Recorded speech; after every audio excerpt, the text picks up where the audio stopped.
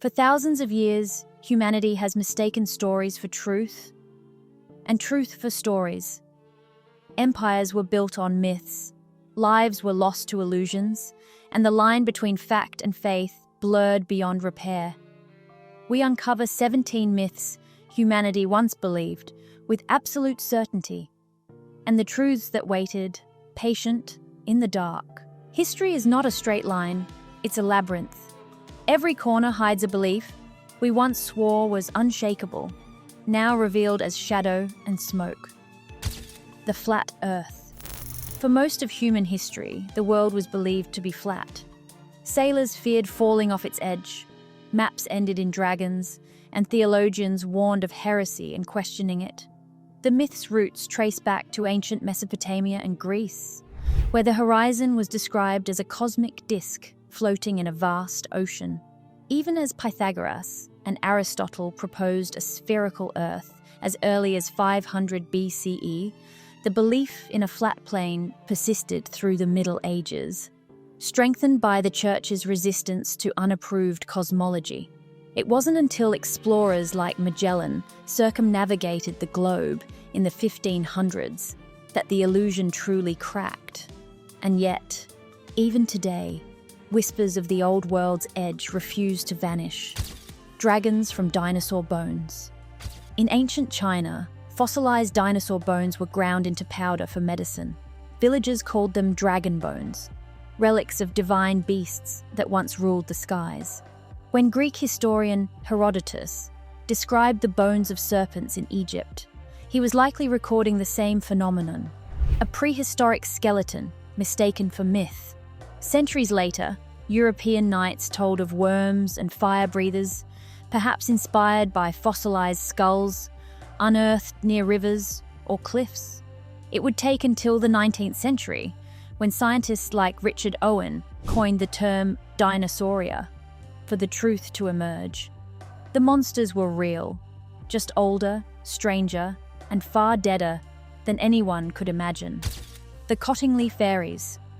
In a small English village during World War I, two cousins, Elsie Wright and Frances Griffiths, claimed they'd photographed real fairies. The images spread like wildfire, printed in newspapers and endorsed by none other than Sir Arthur Conan Doyle. For years, scholars and spiritualists debated their authenticity. It wasn't until the 1980s that the now elderly women confessed they'd used hat pins, paper cutouts, and double exposures.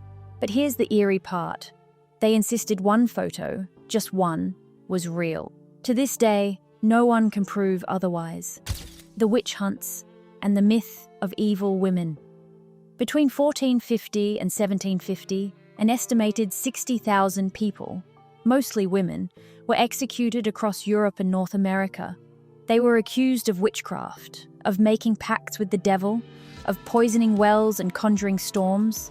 But the truth was simpler and far darker: superstition mixed with politics and fear. The Malleus Maleficarum, written in 1487 by inquisitors Heinrich Kramer and Jacob Sprenger, turned paranoia into doctrine. The book declared that women were more susceptible to demonic influence due to their fragile nature. The result was 3 centuries of sanctioned murder. Proof that the most dangerous myth is the one that flatters our hatred. The fountain of youth. The dream of immortality flows through every culture's veins. In ancient Greek myth, Herodotus described a magical spring in Ethiopia, whose waters granted eternal life. Centuries later, the story resurfaced in the Age of Discovery, when Spanish explorer Juan Ponce de León allegedly sailed in search of it. By 1513, he landed in what is now Florida, convinced he'd found the edge of paradise. But the story was propaganda, crafted by his rivals to paint him as a fool. Still, it endured.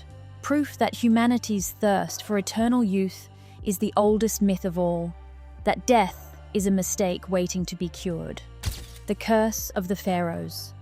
When Howard Carter opened Tutankhamun's tomb in Egypt's Valley of the Kings, he found riches untouched for over 3,000 years. Months later, Lord Carnarvon, the financier of the expedition, died mysteriously after a mosquito bite became infected. Within years, several members of Carter's team met strange, early deaths.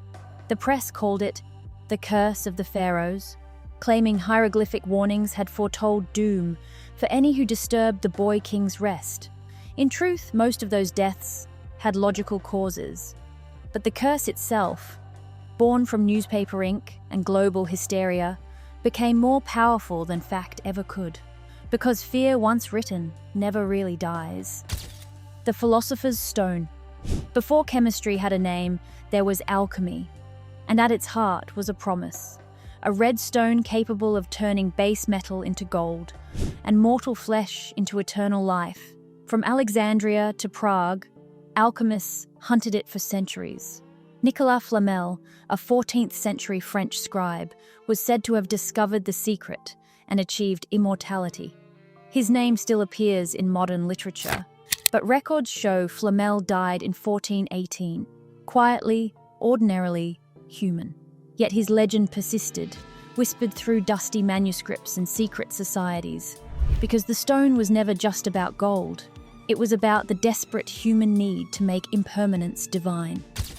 The Kraken. In Norse sagas, sailors spoke of a beast the size of an island, tentacles reaching from the deep, dragging ships to the abyss. The Kraken was said to haunt the coasts of Greenland and Norway, its back mistaken for solid land until it moved. For centuries, scholars mocked the tale as maritime superstition. But in 1853, Danish naturalist Japetus Steenstrup examined the carcass of a massive cephalopod washed ashore in Iceland. It was the first verified giant squid, up to 43 feet long, with eyes the size of plates. The myth was real all along, just exaggerated by distance, fear, and the ocean's endless appetite for secrets. The divine right of kings. Few lies have lasted longer or cost more lives. From medieval Europe to the courts of China, rulers claimed to rule by divine will. In 1598, England's King James I declared that kings are not only God's lieutenants upon earth, but even by God himself they are called gods. It was a convenient doctrine, one that turned disobedience into sin. But revolutions began to unravel the illusion. The English Civil War, 1642, the American Revolution, 1776, and the French Revolution, 1789, all struck at the same myth, that power descends from heaven instead of rising from people.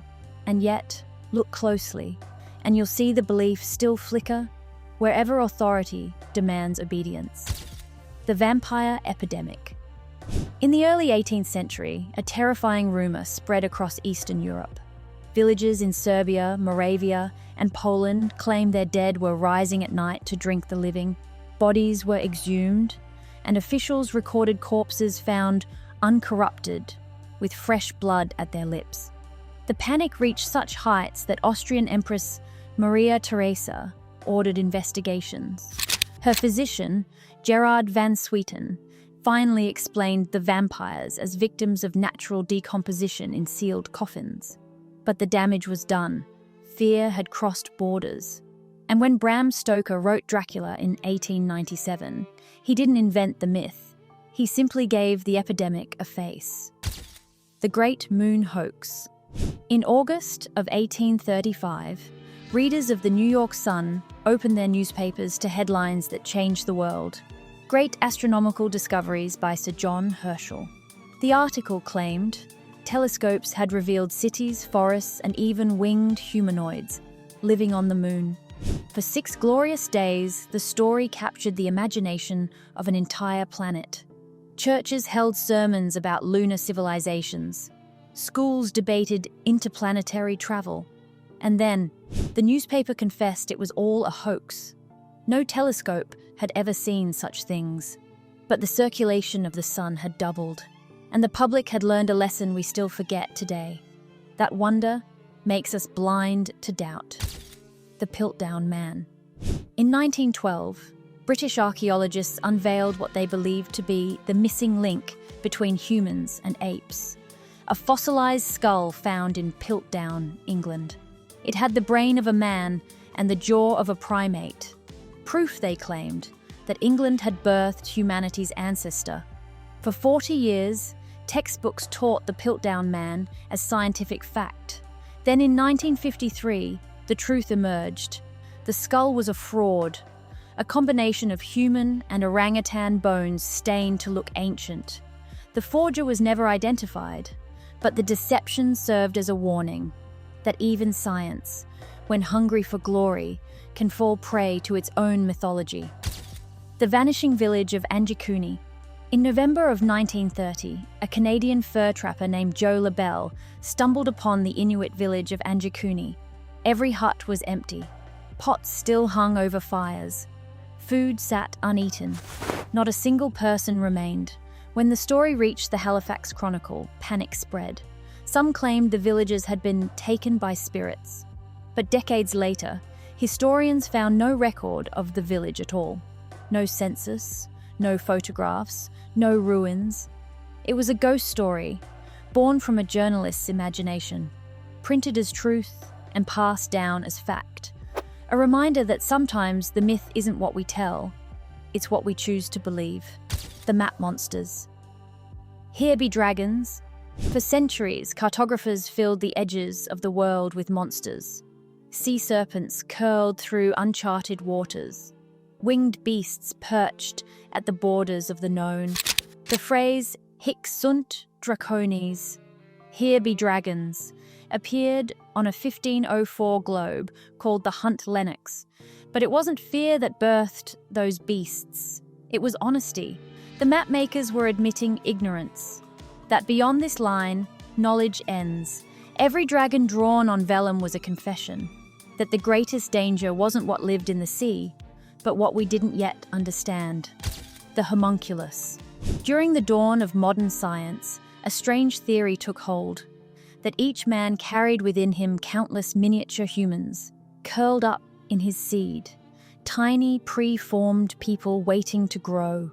The homunculus, they called it. Drawings in 17th century biology texts show perfect little men folded inside sperm cells. Proof, they believed, that life was already complete before conception. It sounds absurd now, but for nearly 2 centuries, it was taught in universities, defended by priests, and painted by scholars. It took the invention of microscopes to prove life begins smaller still, but it revealed something deeper, that the myths of creation don't vanish when we invent science. They simply change shape. The mermaids of the 18th century, long before Disney and sailor tattoos, mermaids were a maritime obsession. In the 1700s, explorers returned from distant voyages, swearing they'd seen them. Women of the waves with pale faces and silver tails. Even Christopher Columbus, in his 1493 journal, described 3 mermaids near the coast of Hispaniola, though he admitted they were not as beautiful as they are painted. Modern zoologists believe he was seeing manatees or dugongs, mammals with eyes and torsos that, from a distance, might resemble a human form. But the myth endured because it touched something primal. The sea has always been a mirror, and in its depths, we keep finding versions of ourselves. El Dorado, the city of gold. No legend lured more men to their deaths than this one. Spanish conquistadors in the 1500s spoke of a golden city hidden in the mountains of South America, ruled by a man who bathed in gold dust. They called him El Hombre Dorado, the gilded man, and his kingdom El Dorado. Entire expeditions vanished chasing it. In truth, the story came from a Muisca ritual in modern-day Colombia, where a king covered himself in powdered gold and washed it off in Lake Guatavita as an offering to the gods. But greed turned a ceremony into a city, and faith into frenzy. By the 1800s, El Dorado had vanished from maps, but not from the human heart. 17 myths, 17 mirrors held up to humanity's face. From the flat earth to the golden city, from dragons to gods in stone, every myth begins as a question we can't yet answer. We call them lies only after the world grows big enough to prove them wrong. But history has a sense of irony, because in every age, there are new myths. Some we whisper, others we publish, and one day, our descendants will look back and say, they really believed that. The Veiled Tome closes on this. That myth is not the opposite of knowledge. It is the shadow it leaves behind.